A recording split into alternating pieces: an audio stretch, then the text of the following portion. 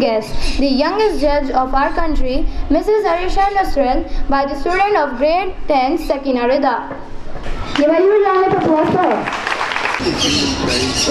A very good morning to everyone present here. I, Sakina Rida Sayed of class 10, stand here to talk about a wonderful personality, Mrs. Arisha Nusrat. Mrs. Arisha Nusrat has completed her schooling from Lady Irwin School and Jamia Millia High School from Delhi.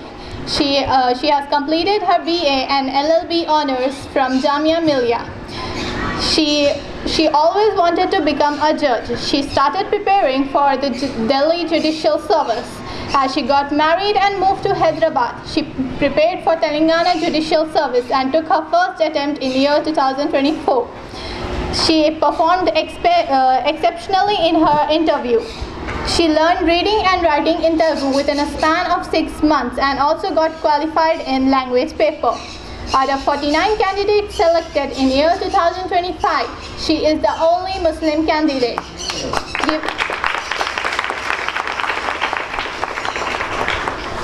Mrs. Arisha is only 25 years old, which makes her one of the youngest judge of our country. Let's give a round of applause for her achievements. Thank you. Thank you, Sakina. That was very insightful. Now, to reflect further on the values that shape our democracy, we invite Afifa Nisa of grade 9 to deliver a speech on the importance of the Constitution modern India.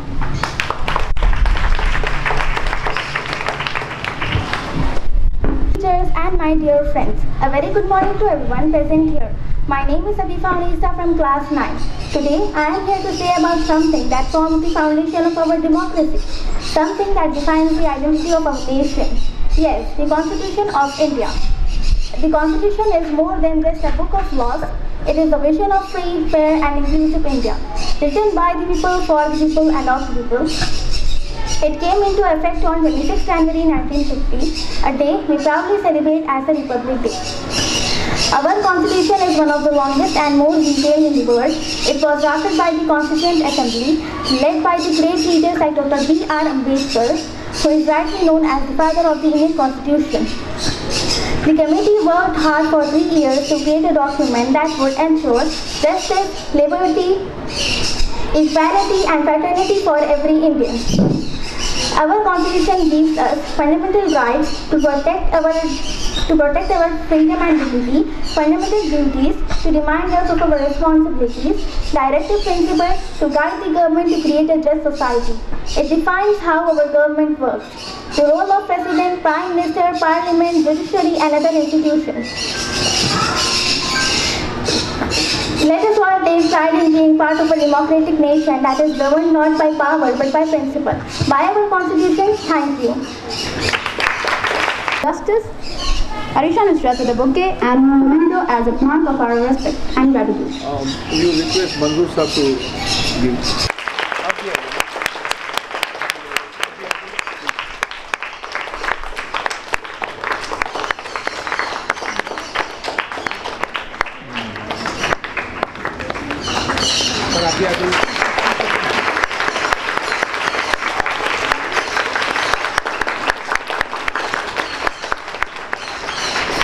Memento by Dr. Fazluddin Parvez. By Dr. Fazluddin Parvez, please present the memento to the. Up, please.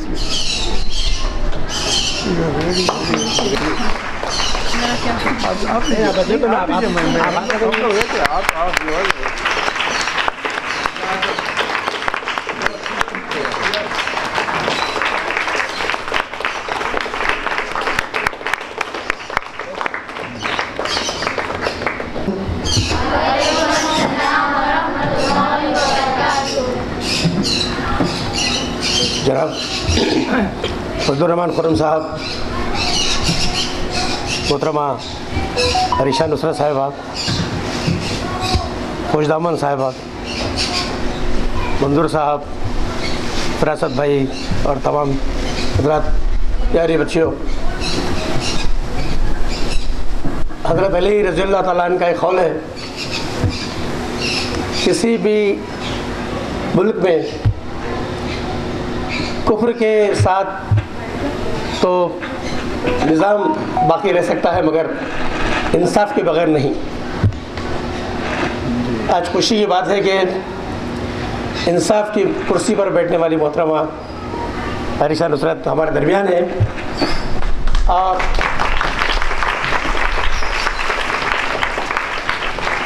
Doctors, engineers बहुत हो चुके हैं। Community में जो ज़रूरत है अच्छे lawyers की, अच्छे कानूनदानों की ज़रूरत है। और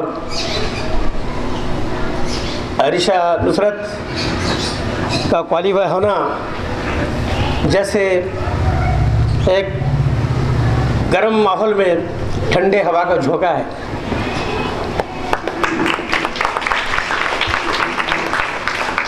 सबसे ज़्यादा खुशी इस बात की है कि एक स्टेज पर जो है सास और बहू, वरना हमारी सोसाइटी सास बहू के झगड़ों में तबाह हो चुकी है। अल्लाह रब्बुल इज़्ज़त ऐसी मोहब्बत, ऐसी इत्तेहाद हर घर में कायम रहे। और घर में जब सुकून होता है तो इंसाफ भी सही होता है अदालतों में। मैं खुर्रम भाई को मुबारकबाद देता हूँ कि, और मंजूर साहब को भी, कि उन्होंने स्टूडेंट्स के सामने एक सोर्स ऑफ इंस्पिरेशन को पेश किया है। और यकीन है इनकी वजह से कई लड़कियां आगे चलकर अच्छे लॉयर बनेंगी, जजेस बनेंगी। और लॉ करने वाले जो है कभी बेरोज़गार नहीं रहते। किसी न किसी कंपनी में एज एडवाइज़र भी लोग काम कर सकते हैं, लीगल एडवाइज़र। बहरहाल आपके अच्छे मुस्तक़बिल के लिए, अच्छे कैरियर के लिए अल्लाह रब्बुल इज़्ज़त से दुआ है, अल्लाह आपको हर नज़र बद से, शर से, हसद से और बुरे हालात से महफूज़ रखे। आमीन। शुक्रिया। Good morning everyone. अस्सलाम वालेकुम वरहमतुल्लाहि वबरकातुहू।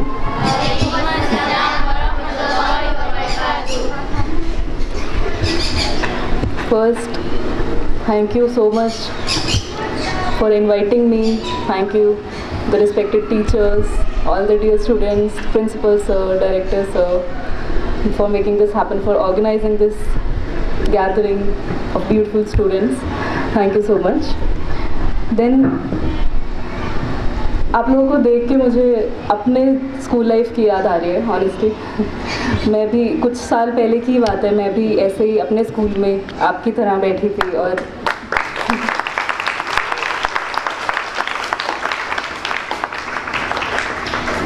मेरे स्कूल भी ऐसे ही कुछ इवेंट्स ऑर्गेनाइज करते थे एंड हम लोगों को मोटिवेशन के लिए बुलाया जाता था। And we were made to sit in the audience and we used to listen to the speakers and we used to get motivated. So I see a reflection of myself in all of you today, and it is such an honor, absolute honor for me to standing in front of you. And thank you all again for such lovely wishes, such a good welcome, and mashallah, very beautiful kirat. So such a great start of an event. Thank you again. Now I would like to, before starting, I would like to first tell you all about my journey, about my background. So I'm from Delhi and I've completed all my education, my schooling, my college, everything from Delhi itself. You all have heard the introduction. So, but the point is, when I was in my school, even after I completed my 10th class, I had no idea what to do. I'm sure a lot of you have a plan. We want to be a doctor, engineer, lawyer, whatever. So I'm sure a lot of you have planned something for you. That's very good. But even for those who have no idea, who have no clue कि आगे क्या करना है, so I was one of you, and it's totally okay. You can explore a lot of fields. सिर्फ doctor engineer बहुत common है। Sir ने कहा कि बहुत हो गए डॉक्टर्स इंजीनियर्स, अब आप थोड़ा इस तरफ आइए, लॉ की तरफ आइए। तो it's a good time for you all to explore कि इस फील्ड में क्या क्या है आपके लिए और आप आगे जाके इसमें क्या कर सकते हैं। And when you start to explore, मैं आपको बताऊंगी आगे जाके कि इसमें आगे आप क्या क्या कर सकते हैं, किस तरह से दाखिला लेना है, वो सब मैं बताऊंगी. But let me give you a warning before you explore, when you start to explore कि इस फील्ड में हम एडमिशन लेते हैं. आप लोगों से बात करेंगे कि मैं लॉ के बारे में सोच रही हूँ and I want to do law, इस तरह की भी आप बात करेंगी तो बहुत सारे लोग आपको डिस्करेज करने वाले हैं. A lot of people will say कि ये फील्ड मुसलमानों के लिए नहीं है, झूठ बोलना पड़ता है, और ये लड़कियों के लिए नहीं है. बहुत सारी ऐसी बातें आपको सुनने को मिलने वाली हैं. खासकर हमारी कम्युनिटी में, मुस्लिम कम्युनिटी में, ये बहुत सारी बातें ऐसी हैं, लेकिन ये सब बेसलेस बातें हैं. इसलिए बिल्कुल बेबुनियाद बातें हैं. ऐसा बिल्कुल नहीं है कि आपको वकालत में झूठ बोलना पड़ता है. ये एक मिथ है. अगर आप केस लड़ रहे हैं तो रिमेंबर, आप अगर लॉयर हैं, आपका क्लाइंट आपको बोलता है, एक छोटा सा एग्जांपल लेते हैं कि मेरे ऊपर मर्डर का केस है एंड मैंने मर्डर नहीं किया है, तो आपके लिए यही सच्चाई है कि उसने मर्डर नहीं किया और आपको यही सच मान के उसका केस लड़ना है. अब आपके ऊपर नहीं है कि उसने मर्डर किया है कि नहीं, मैं सच्चाई तक जानूँ फिर के केस लूँ.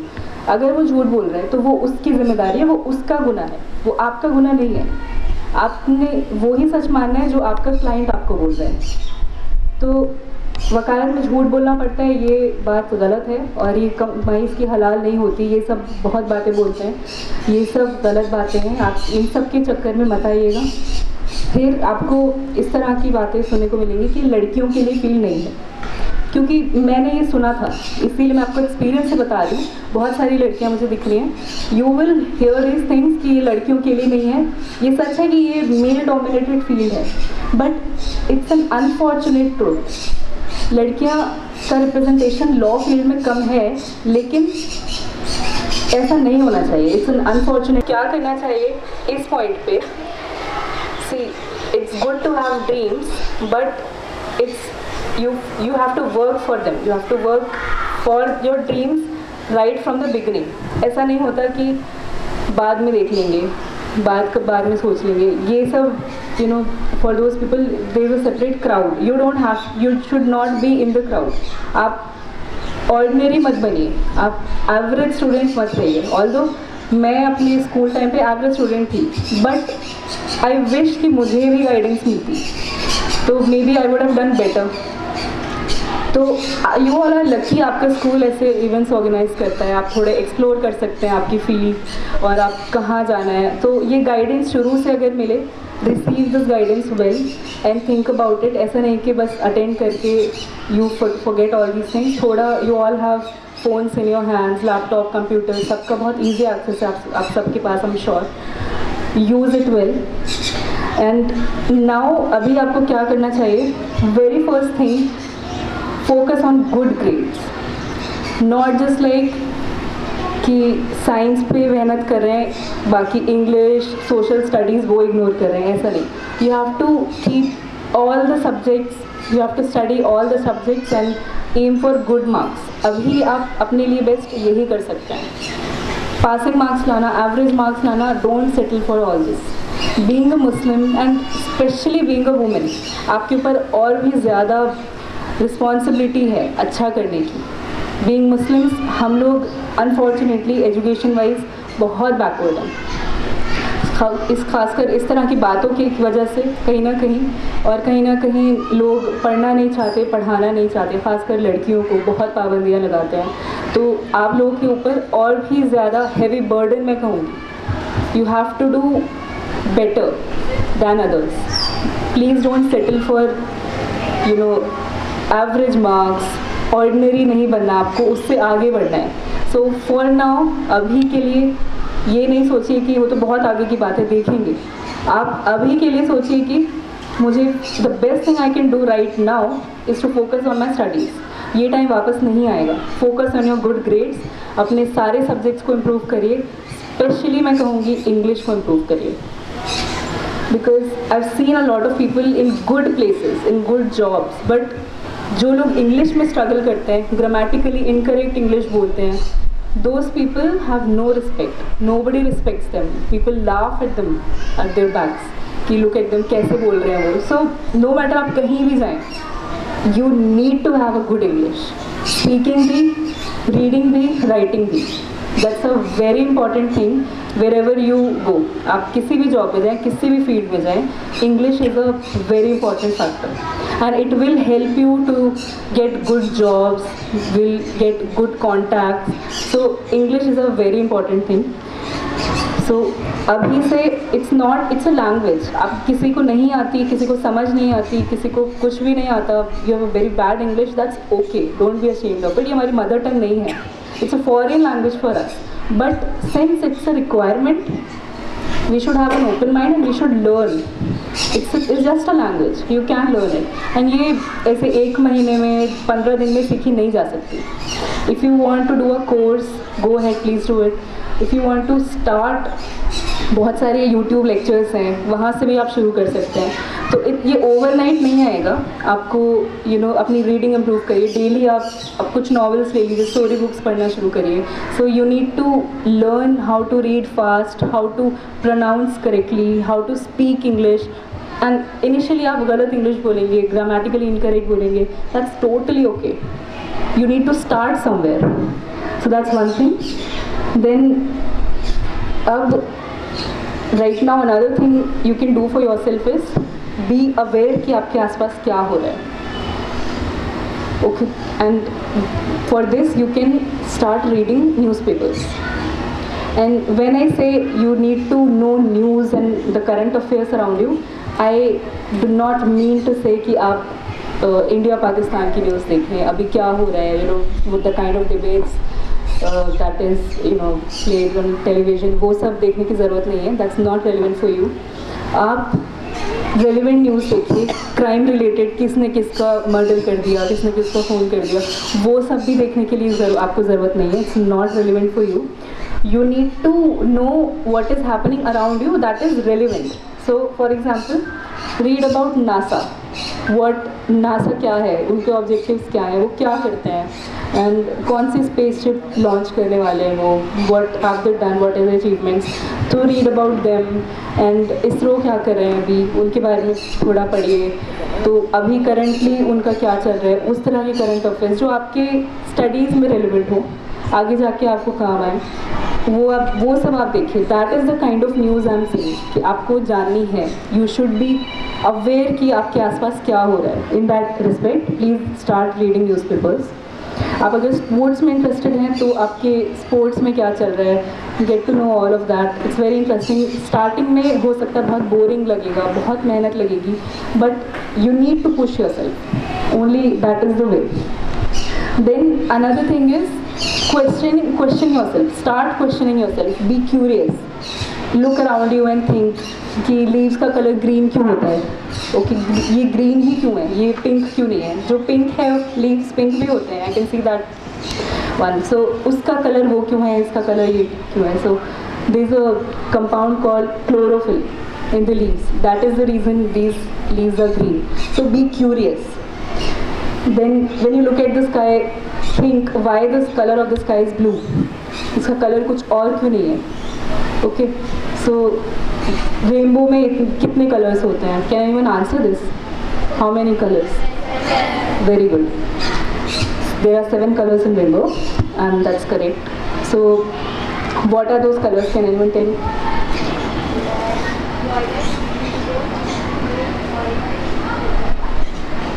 Okay, 7 colors with you can remember.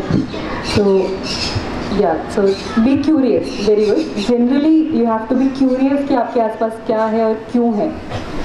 So this is a very good way to develop your personality and just be curious.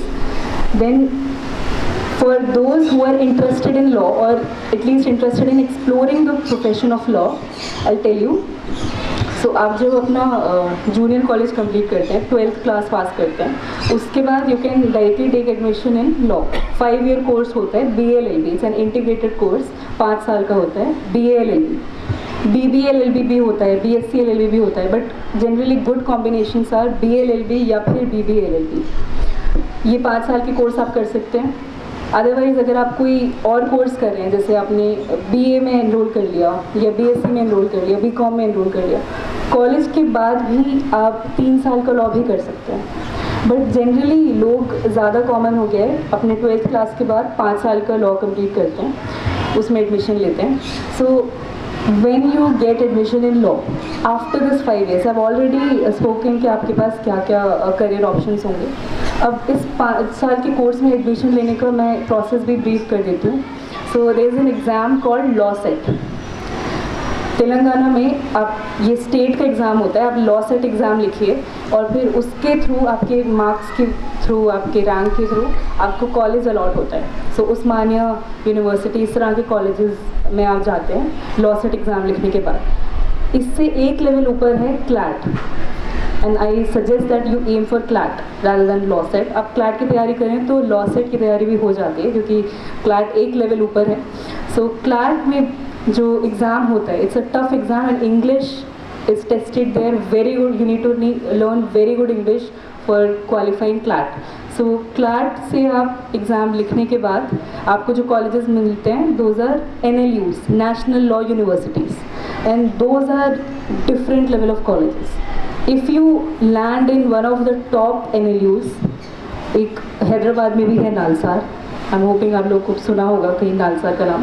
सो नालसार हैदराबाद का NLU है, दिल्ली में भी है NLU दिल्ली, एंड बाकी जगहों पे भी है, एक विशाखापट्टनम में है, वेस्ट बंगाल में है, भोपाल में है। There are lot of NLUs, these are good colleges. आप यहाँ पे अगर एडमिशन लेते हैं, you will after 5 years become a different person. It's a different world, it's entirely a different life you live in those 5 years. You'll become very smart, a very different personality. So you just have to crack this exam called CLAT for you to get admission in NLUs. So that is about getting admission in law. Now for all of you who are thinking to become a judge, for that you need to, like I told you, pass the exam of Telugu.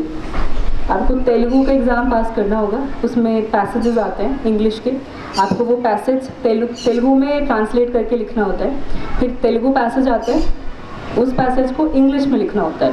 बहुत tough तो नहीं आता, लेकिन फिर भी they test you on that language. So अभी से थोड़ा सा तेलुगु पे भी ध्यान दिए, एकदम इग्नोर मत करिए।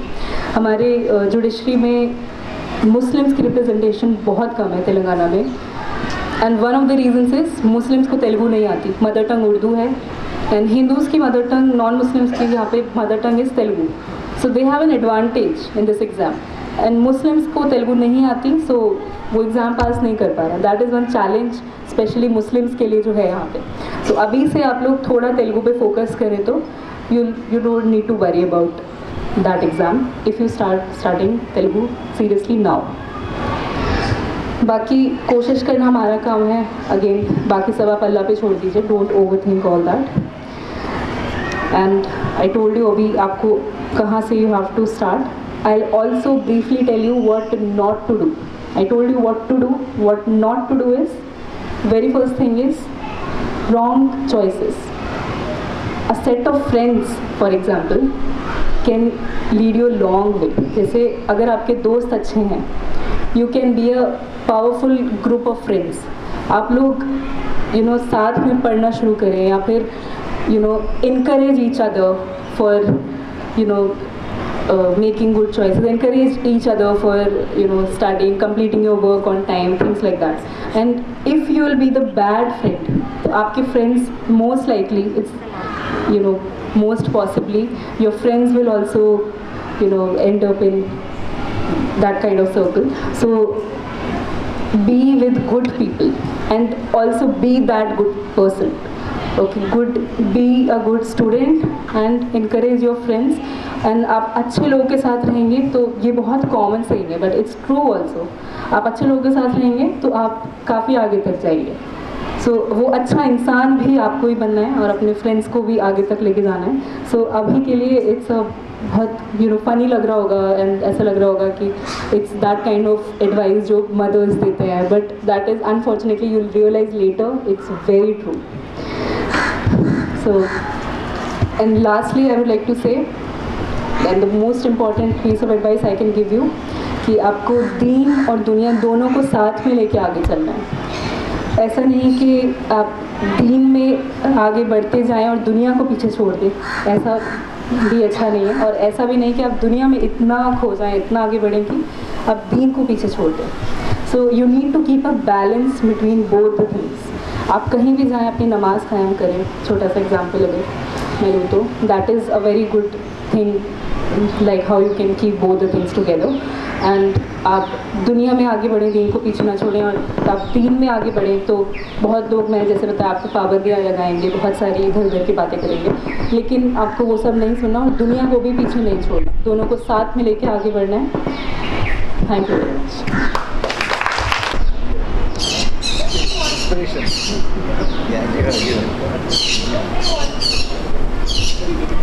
Come close, come close. Take up subjects, you mean? Take up as in subjects? Okay. You're in which class? 6. Okay. So, I'm assuming once you complete your 10th, you are asked to make a choice of subjects, is it, in your school? Yes, that's what I think. Okay. So, once you complete your high school, you'll be made to choose some subjects. तो हर question is आपको कौन से subjects choose करने चाहिए कि आप law में admission ले पाएँ एंड वो ज़्यादा सूटेबल हो। सो फॉर दैट आई से, मैं तो एक साइंस स्टूडेंट थी, and science is not a very suitable choice for law. But like I told you, when I was in my school I did not have the clarity कि मुझे आगे क्या करना है। वो क्लैरिटी मुझे थोड़ा आगे जाके I when I took admission in law. Law एक इंटरेस्टिंग ऑप्शन था, बट मुझे यही करना था कि नहीं, वो मुझे आगे जाके समझ आया। फिर मैंने लॉ में एडमिशन लिया, तब जाके मुझे बहुत इंटरेस्ट आने लगा, and that was the time when I was no longer an average student. I start getting very good marks in my law college and all. So वो क्लैरिटी नहीं थी, इसलिए मैंने साइंस ले ली थी। बट फॉर यू, अगर आपका इरादा है कि आपको लॉ ही करना है, तो आप humanities is a best option for you. And humanities के साथ कॉमर्स भी कॉम्बिनेशन अच्छा है। अगर आपको आगे जाके कंपनी सेक्टर में जाना है तो कॉमर्स एक अच्छा ऑप्शन है। Humanities is the best suited. Science भी अगर आप ले रहे हैं और आपका बैकअप लॉ है, देन आप, ऐसा नहीं है कि आप एलिजिबल नहीं होंगे, आप फिर भी लॉ परस्यू कर सकते हैं, लेकिन again the best combination would be humanities.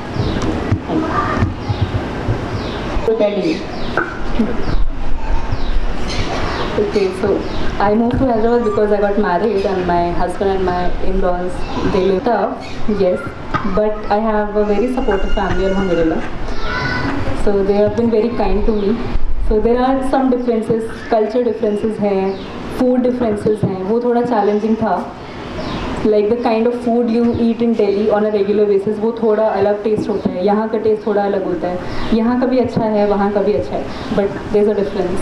Then the clothing, वहाँ पे साड़ीज़ उतना नहीं पहनते, यहाँ पे साड़ीज़ डेली वेयर में पहनते हैं, so that is another culture shock I received. Then language was the biggest challenge for me. यहाँ तेलुगु मुझे कुछ भी समझ नहीं आता था, और we had a maid, वो तेलुगु में बात करती थी, and I had no idea what she was saying. So my mother-in-law was my translator. I used to call her कि आप आइए और बताइए what is she saying. So those were the challenges, but in right environment, if you put some efforts, in very less time you can manage all that. That's not a worry. I hope you got your answer.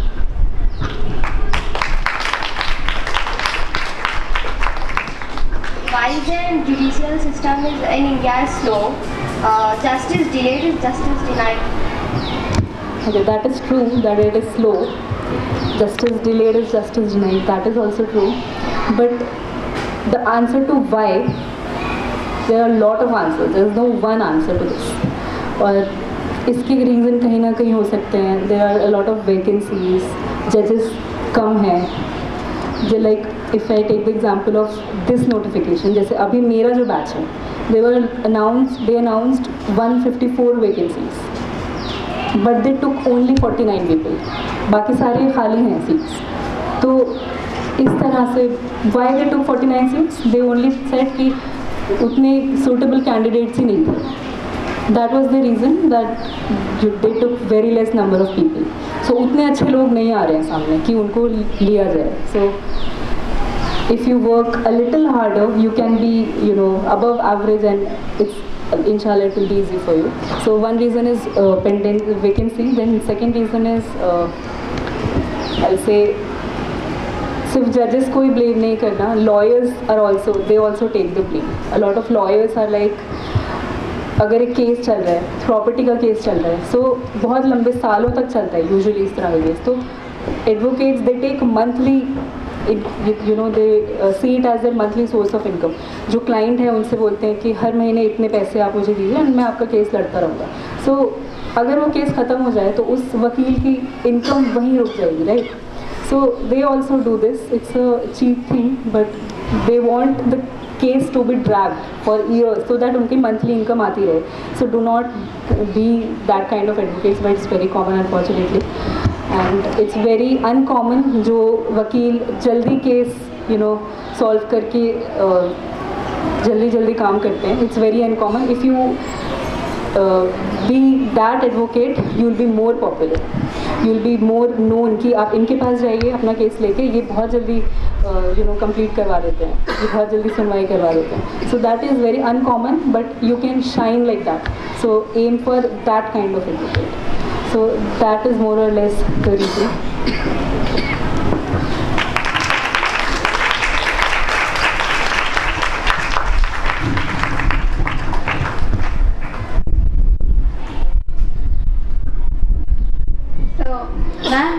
Lady Justice has changed now. Before she was in western dress with a sword, but now she is in Indian dress with a constitution. So according to you, which one is better? Okay, according to me, my personal views, the previous one was better. I'll tell you the reason. So the reason is, पहले Lady Justice, I hope all of you know. So there's a symbol, एक statue है supreme court में जो कि new Delhi में है. वहाँ पे एक लेडी जस्टिस का स्टैचू है. So it's a statue holding a constitution. उससे पहले जो स्टैचू था, अब वो चेंज कर दिया बहुत रिसेंटली, उससे पहले जो स्टैचू था उसके हाथ में एक स्वर्ड थी, तलवार थी, और आँखों पे एक ब्लाइंड फोल्ड था, एक पट्टी थी आँखों पे. So it represented that lady justice जो है, जो इंसाफ करने वाली है, जो भी जज होगा, कानून सिंपली, वो उसकी आंखों पे पट्टी है. वो ये नहीं देखते कि सामने कौन है, सामने गरीब है अमीर है, ये नहीं देखते. वो ये नहीं देखते कि सामने यू नो कौन सी कास्ट से है, कौन से रिलीजन से है, उनको कुछ नहीं दिखता. They are blind, the law is blind. So that blindfold represented that attribute. Then the sword represented justice. For example, so this lady has blindfold और उसको कुछ नहीं दिख रहा कि सामने एक औरत है, आदमी है, और सामने एक मुसलमान है या हिंदू है. इट विल, यू नो, जो भी गुनाह करेगा, जो भी क्राइम करेगा, it will cut that person. So without looking कि who that person is. So the sword and the blindfold represented all these ideas, and now they've removed the blindfold and the lady is holding a constitution in the hand. So it is also good, but it has different values. It shows different things. So they are saying कि नहीं, lady justice should not be blind. It should see कि सामने कौन है. अगर सामने for example कोई person है जिसने पहली बार कोई गुनाह किया है, उसकी सज़ा कम होनी चाहिए. और किसी ने मान लीजिए 10 बार एक मर्डर, यू नो, अलग अलग लोगों का मर्डर किया, एक सीरियल किलर है, उसकी सज़ा ज़्यादा होनी चाहिए. सो लॉ को देख कर पनिश करना चाहिए. That is the idea behind removing that blindfold. So it's based on different ideas. Both are good, but I personally, if you ask me, I personally like the previous one a little better.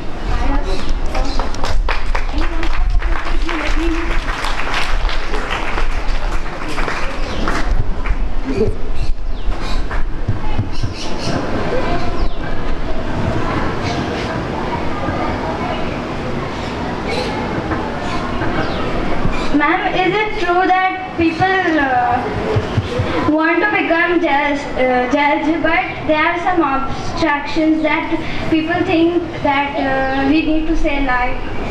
Is it true? Sorry, people think what? People think that they need to say lie. So it is true. Oh, it is not true. I think I told you about this. It's more common when people say कि आप अगर एक lawyer बने, वकील बने, उसमें झूठ बोलना पड़ता है. एंड इतना this is not very common कि आप एक जज बने तो आपको झूठ बोलना पड़ता है. It's I never heard of that honestly, but it's not true. ऐसा नहीं होता. I already told you about एक वकील बन के झूठ बोलना पड़ता है, how this is false. I took the example of you being a lawyer and a client comes and tells you मैंने ये खून नहीं किया है, सो आप मेरा केस लड़िए, मुझ पे एक मर्डर चार्ज है. तो आपके लिए वही सच्चाई है कि आपकी क्लाइंट इनोसेंट है, आपके क्लाइंट ने खून नहीं किया, वही आपके लिए सच्चाई है. अगर वो झूठ है, it's not your job to find out कि ये सच बोल रहा है या झूठ बोल रहा है, फिर ही मैं इसका केस लूँगा. इस तरह से तो आप कमा ही नहीं पाएंगे. So it's not your job to find out the truth. Your job is to represent your client and represent whatever he is saying. अगर वो झूठ बोल रहा है तो वो आपका गुनाह नहीं है, वो आप उसी इंसान का गुनाह है जो झूठ बोल रहा है. सो वकालत में झूठ बोलना पड़ता है, that's absolutely baseless. And being a जज, that's entirely I think even more false, because as a judge you will get the discretion. आप जो करना चाहें आपके ऊपर होता है वो. So with your values, with good values, you have to decide a case. So you don't have any fear. आप किसी से भी आपको डरना नहीं है. आप you know you're not accountable to the advocates, you're not accountable to your staff members. So there's no need, and it's not at all like that कि आपको जज बन के झूठ बोलना पड़ता है. You'll do whatever you want to do. That's it.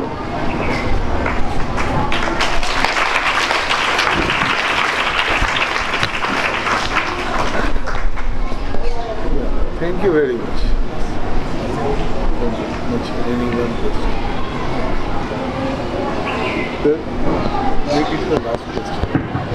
Make it the last question. How did you get the idea to become a judge? Okay, so for this, when I took admission in my college, law college, तब मुझे idea नहीं था कि मुझे जज बनना है. एक जज की नौकरी बहुत ही अट्रैक्टिव तो लगती थी, काफ़ी अच्छी लाइफ होती होगी ऐसे देखने में लगता था, बट मुझे वही करना है कि नहीं, उसकी क्लैरिटी नहीं थी. सो आई टोल्ड यू बहुत सारे ऑप्शंस होते हैं. आप कंपनी में जॉब कर सकते हैं, आप लॉ फर्म में जॉब कर सकते हैं, अपनी वकालत कर सकते हैं इंडिपेंडेंटली, एंड आप जज बन सकते हैं. सो आप NGOs में भी काम कर सकते हैं. इतने सारे ऑप्शंस थे. आई यूज्ड टू थिंक ठीक है देखते हैं आगे क्या करना है फर्स्ट सेकेंड ईयर में. Then I thought I need to have a clarity. For that I worked with judges, lawyers. It's a thing called internships, if you know. I'll tell you एक internship क्या होती है. आप जब अपने college में होते हैं तो आपके एग्ज़ाम जब हो जाते हैं उसके बाद आपको एक थोड़े से वेकेशन मिलती है 1 month 2 months तक की, और उसके बाद फिर दूसरा सेमेस्टर शुरू होता है, दूसरा ईयर शुरू होता है कॉलेज का. तो वो जो गैप मिलता है उसमें ज़्यादातर बच्चे किसी न किसी के साथ जाके काम करते हैं एक्सपीरियंस लेने के लिए. सो मैंने अपने फर्स्ट ईयर में एक बहुत सारे एडवोकेट्स के पास जाके एप्लीकेशन दी थी कि मुझे अपने वेकेशन में आपके साथ काम करना है, 1 महीने के लिए 2 महीने के लिए इंटर्नशिप करनी है. और उस इंटर्नशिप में हम जाते थे और जाके अपने सीनियर के साथ उनका काम देखते थे. एक एडवोकेट की अगर मैं एग्जांपल ले रही हूँ, एक एडवोकेट के साथ मैंने इंटर्नशिप करी तो मुझे 1 महीने के अंदर समझ में आया कि एक एडवोकेट की लाइफ कैसे होती है. सिर्फ देखा, वो मैंने एक्सपीरियंस किया, सिर्फ सुना नहीं किसी से. सो वो एक्सपीरियंस काफ़ी काम आया. फिर एक एडवोकेट किस तरह से पैसे कमाते हैं, किस तरह से उनका रोज़ का काम चलता है, वैसे समझ में आया. और फिर इसी तरह से मैंने एडवोकेट के साथ काम किया, लॉ फर्म्स में काम किया, कंपनीज़ में काम किया 1-1 महीने के लिए अपने हर एग्ज़ाम्स के बाद. तो उन इंटर्नशिप्स के ज़रिए से समझ में आया कि मुझे किस तरह का काम पसंद है, किस तरह का नहीं पसंद है. उस एक्सपीरियंस से क्लैरिटी मिलती है. आप लोग भी कर सकते हैं, हम श्योर करेंगे भी. सो मेरी जो लास्ट इंटर्नशिप थी वो एक जज के साथ थी. तो उन जज के साथ इंटर्नशिप करके मुझे उनका काम बहुत पसंद आया, मुझे उनकी लाइफ बहुत पसंद आई. So that was the moment when I knew कि मुझे यही करना है. वो क्लैरिटी एक्सपीरियंस के साथ आई. Okay, so that is the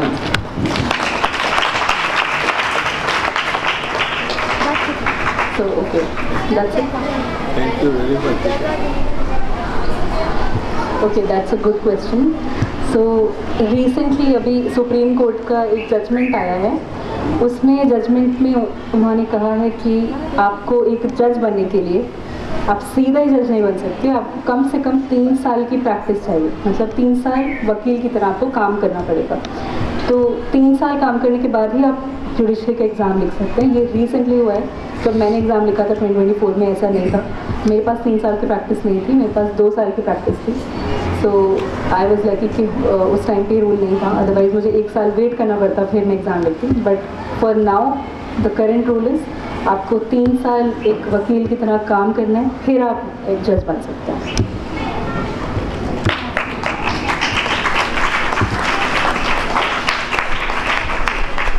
So are there any more questions?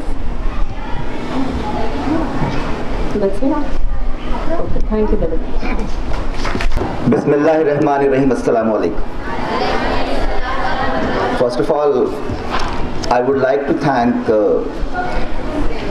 Arisha Nusrat for coming here and enriching our students with such a great exposure and knowledge.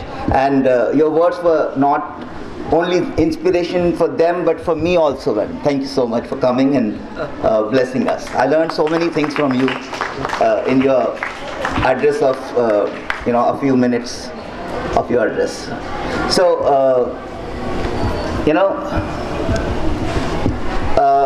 it is said that behind every successful man there is a woman. It's a very common thing, but I think what I have learned about you and your husband, I think I can take liberty to say that here we have a woman behind whose success there is a man. Can I say that? So her husband, for your information, is also a judge, and we are having another woman sitting here on the stage. I think I'm wondering how powerful she is. Her son and her daughter-in-law both are judges. You're very powerful, man. Right.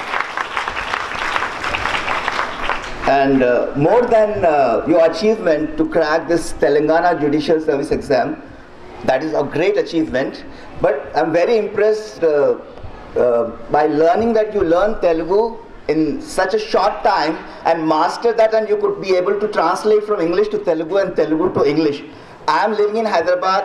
I've lived all my life in Hyderabad, but I could not do that, madam. I cannot speak a few sentences also in Telugu, and our students also, they are very afraid of Telugu. I think most of you will agree with me. So you have a great example. She is not only inspiring you to take law and to be a judge, but to learn Telugu and be an expert of Telugu language. So great inspiration.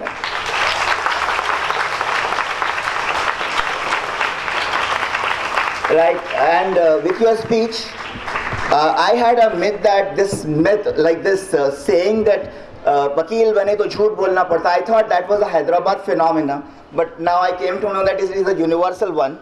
So everyone, but I want to say a few things about this aspect. I also enrolled my son-in-law in this year I think he passed out, and he is doing internship, what she was talking about. So when I was joining him, I also faced many criticisms.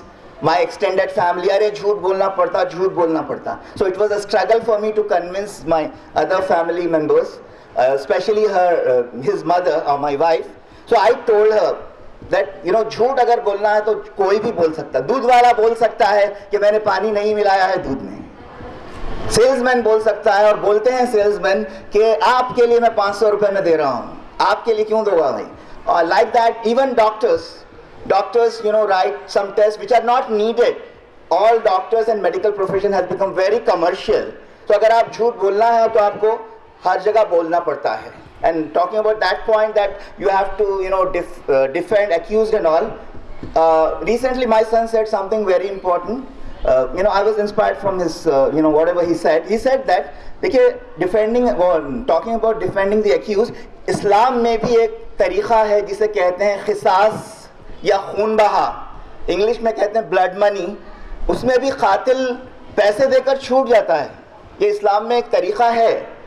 तो ये बिल्कुल myth है कि आपको झूठ बोलना पड़ता है, ये प्रोफेशन गलत है. Whenever I'm associated with school since 2018, and in every class ever since I've joined, very often we ask this question, like, what do you want to do in future? Half of the class say would say that doctor, half of the class was silent for a long time. तो मैं सोचता था कि इस speed से यानी तो आने वाले दिनों में डॉक्टर्स ज़्यादा होंगे, पेशेंट्स कम होंगे. लेकिन अब ऐसा मुझे महसूस हो रहा है, and that is a very good and welcome change, that some girls, a few, in every class, 1 or 2 girls saying that we want to do law.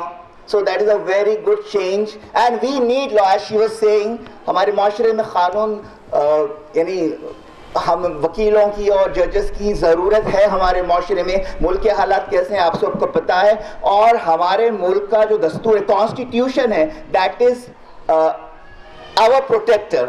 Constitution मैं पढ़ाता हूँ, I teach constitutional development for IAS aspirants at a college.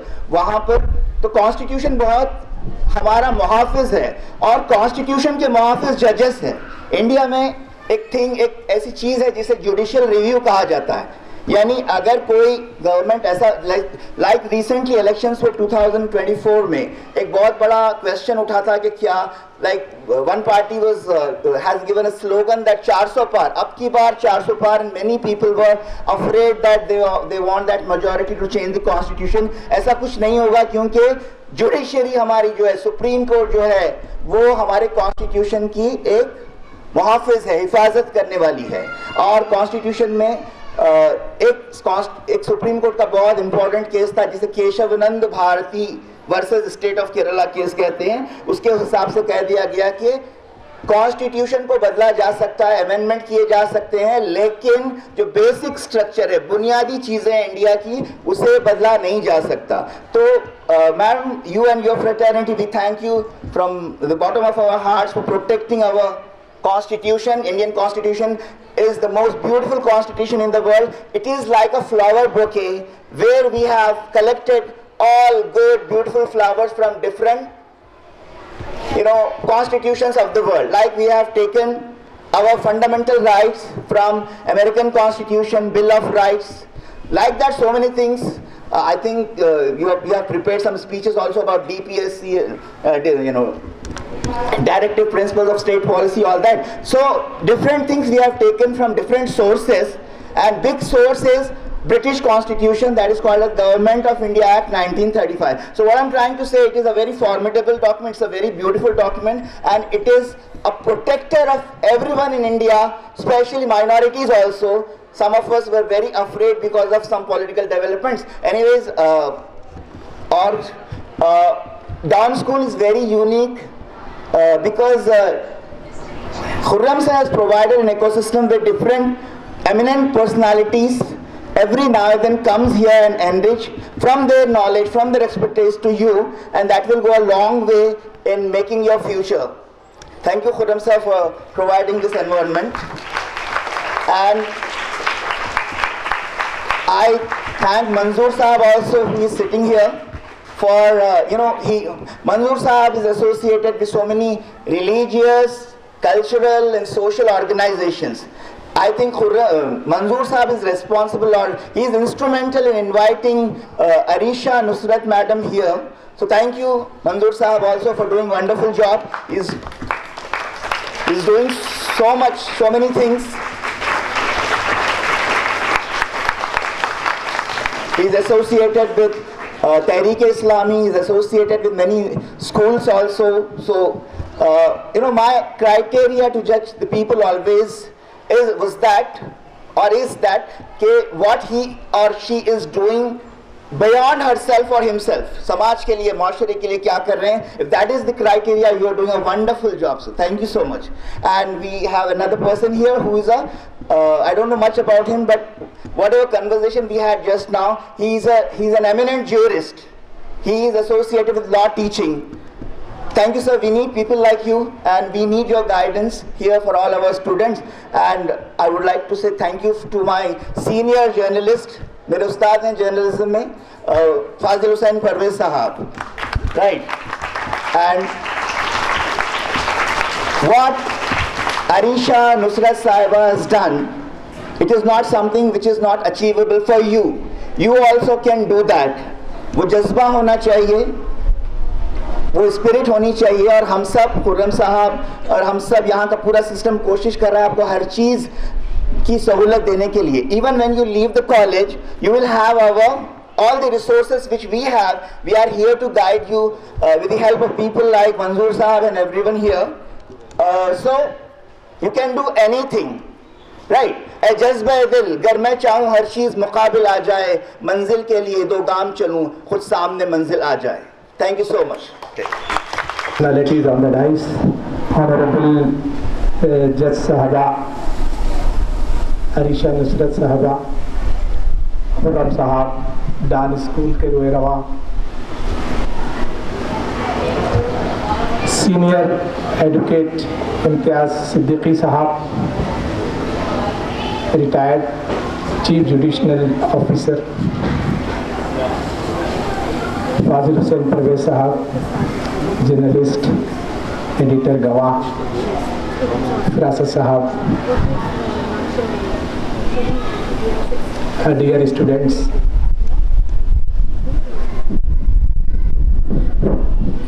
कहाँ से शुरू करूँ सोच रहा हूँ.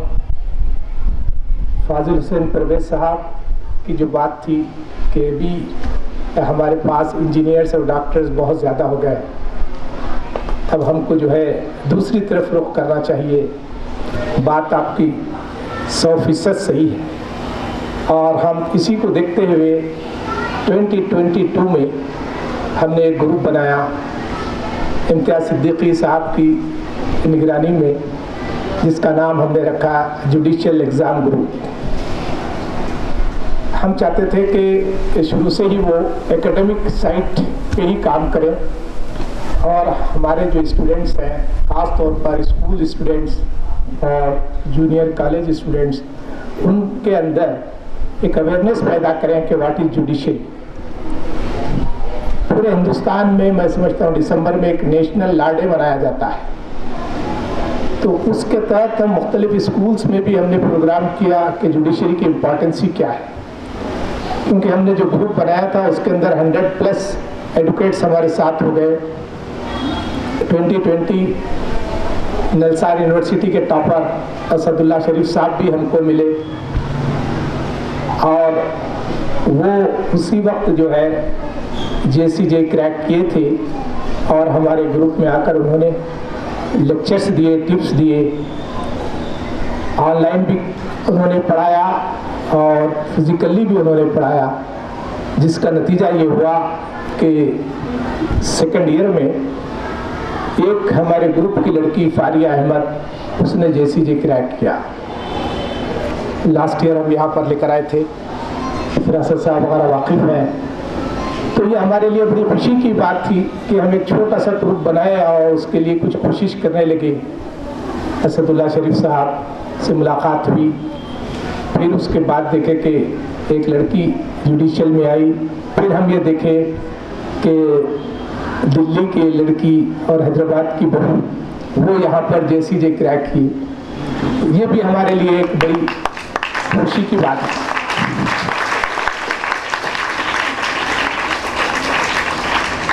अगर से हम एक कंटिन्यू अगर से इस सिलसिले को देखें तो 3 साल में 3 जजेस हमको मिले. और मैं ये बताऊं कि आपका घराने में 3 जजेस हैं. आपके खुसर साहब भी जज हैं, आपके जो है आरिशा नसरत साहबा के हस्बैंड भी जज हैं और वो खुद भी जज हैं. तो ये घराना हमारे लिए एक मिसाली है. और जुडिशरी की इम्पॉर्टेंसी के ताल्लुक से अभी कुछ बच्चे पूछ रहे थे कि क्वेश्चंस कर रहे थे कि किस तरीके से हमको LLB करना है. तो दिन ब दिन बड़ी सहूलत होते जा रही है, ख़ास तौर पर हमारे शहर में. आपको ये बता दूं कि आपको सिर्फ SSC करना है और इंटरमीडिएट के बाद आपको 5 साल के लिए LLB कर दिया गया है. इंटरमीडिएट के बाद सिर्फ उसका एक टेस्ट होता है. आपको मालूम है तेलंगाना में सेट के नाम से हर चीज़ लगा दी गई है. जो भी कॉमन इंट्रेंस टेस्ट होता है उसके लिए सेट लिखना पड़ता है. तो हमारे लिए लास्ट सेट है यहाँ पर, जो आफ्टर इंटरमीडिएट सिर्फ 5 साल का कोर्स होता है. अगर से ग्रेजुएशन के बाद आपको करना है तो आपके लिए 3 साल का कोर्स होता है. तो इस लिहाज से जो है आसानी के साथ 5 साल आप इंटरमीडिएट के बाद कर सकते हैं. तो उसके लिए आपको कोचिंग देने के लिए हैदराबाद में बेशुमार इदारे आ गए हैं। कई इंस्टीट्यूशंस है, कई इंस्टीट्यूशन ऐसे हैं जो आपको जो है फ्री में कोचिंग दे रहे हैं। तारीखी मक्का मस्जिद में भी फ्री कोचिंग हो रही है, आपको ये बताता चलो। फिर उसके बाद और ये एरिया के जो एमएलए हैं हमारे बलाला साहब, उनके यहाँ भी फ्री कोचिंग हो रही है। हमारे ग्रुप के एडवोकेट अब्दुल वहीब है, वो वहाँ पर फ्री कोचिंग देते हैं। फिर इसी तरीके से CEDM एक इदारा है हमारे गवर्नमेंट की, स्टेट गवर्नमेंट की तरफ से, वहाँ पर भी हमारे शुक्र साहब बड़ी कोशिश करके पिछले 2 साल से वहाँ पर भी LLB की फ्री कोचिंग दी जा रही है। और एक इदारा है CS के नाम से, सिविल सर्विस एकेडमी, वहाँ पर भी फ्री कोचिंग दी जा रही है। तो आप लोगों के लिए कोई मसला नहीं है।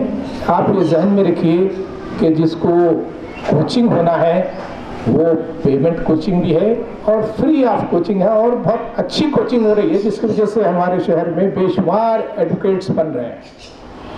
तो आप लोगों के लिए बिल्कुल एक इंफॉर्मेशन के तौर पे मैं दे रहा हूँ, क्योंकि मैं मुख्तलिफ स्कूल्स और कॉलेजेस जाता हूँ और यही बातें बताता हूँ कि आसान तरीका है हमारे पास। कोचिंग जितनी ज़्यादा होंगी उतनी ज़्यादा हमारे पास प्रोडक्शन निकलेगा। आपको मालूम है नीट की जो कोचिंग होती है और नीट की हम लोग जो गाइडेंस देते हैं बच्चों को, जिसकी वजह से हज़ारों की तादाद में बच्चे क्वालिफाई होते हैं। और लास्ट ईयर 800+ हमारे डॉक्टर्स को एडमिशन्स मिला है। ये बता दूं मैं आपको, क्योंकि उसकी वजह ये है कि कोचिंग ज़्यादा होती है। जितने कोचिंग सेंटर्स होंगे, जितना हमारे पास इंफ्रास्ट्रक्चर होगा, उतना ज़्यादा हमारे पास उस फील्ड में प्रोडक्शन निकलेगा। तो अभी हमारे पास कई जगह कोचिंग हो रही है LLB की, अल्हम्दुलिल्लाह हमारे पास वैसे ही एडवोकेट्स की तादाद निकल रही है। लेकिन हमको काम करना है ज़्यादा जजेस बनने पर, और अल्हम्दुलिल्लाह वो एक कुछ छोटी सी कोशिश हो रही है जो पिछले 2-3 साल से इम्तियाज़ सिद्दीकी साहब की निगरानी में, जिसकी वजह से हमको जो है बड़ी खुशी हुई कि 3 जजेस हमारे एकेडमी से रिलेटेड लोग आए। मैं इसके साथ ही अपनी गुफ्तगू ख़त्म करता हूँ और इम्तियाज़ सिद्दीकी साहब से कहता हूँ कि वो जुडिशरी की इम्पोर्टेंसी पे थोड़ा सा हमको बताएं। वरहमतुल्लाहि वबरकातुहू। नहमदुहु व नसल्ली अला रसूलिल करीम। Dignitaries on the dais, Honorable Muhtarama Judge Sahiba, यहाँ इस डाइस से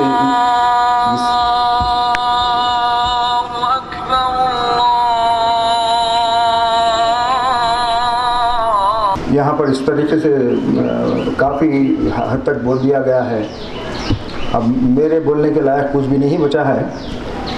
थोड़ा सा मैं आपको जुडिशरी से कुछ मुतरफ़ कर सकता हूँ। वो ये कि जुडिशरी के बारे में हमारे माइनॉरिटीज़ में कुछ जो खौफ है, वो खौफ को निकाल दीजिए, इसलिए कि इसके वास्ट फील्ड है। आप एडवोकेट बने तो प्रैक्टिस करिए। एडवोकेट अगर बनने के बाद आपके लिए जो है पब्लिक प्रोसिक्यूटर्स का है, मिनिस्ट्रियल सर्विसेज में आपको जगह मिल सकती, हायर जुडिशरी में आपको जगह मिल सकती, और उसके साथ साथ आप जो है अपनी कौम की खिदमत भी कर सकते हैं और कंट्री की भी खिदमत कर सकते हैं। तो मेरी आप लोगों से गुजारिश ये है कि आप अपने स्टडीज़ को on par with other subjects इस तरफ भी तवज्जो दें। लड़की हो या लड़का हो, जुडिशरी की तरफ थोड़ा तवज्जो दें। तवज्जो देने की वजह से हमारा जो डिफिशिएंसी है जुडिशरी में, चाहे वो जुडिशल ऑफिसर हो या मिनिस्ट्रियल सर्विसेज हो या पब्लिक प्रोसिक्यूटर्स हो, उस तरफ आप लोगों का काफ़ी तवज्जो दिए तो बेहतर रहता। इस ताल्लुक़ से मंजूर साहब जो है और हम लोग, हमारी जो टीम है, काफ़ी कोशिश कर रहे हैं कि अपनी कौम को आगे बढ़ाएं, इसलिए कि दूसरी कौम के लोग काफ़ी आगे बढ़ चुके हैं इस फील्ड में, और उन लोगों का एक मुनज़्ज़म और एक ऑर्गेनाइज सिस्टम है। तो मेरी आप लोगों से गुजारिश है कि इस ताल्लुक़ से तवज्जो दें, और मैं आपको ज़्यादा वक्त लेना नहीं चाहता हूँ। शुक्रिया, बहुत बहुत थैंक यू वेरी मच।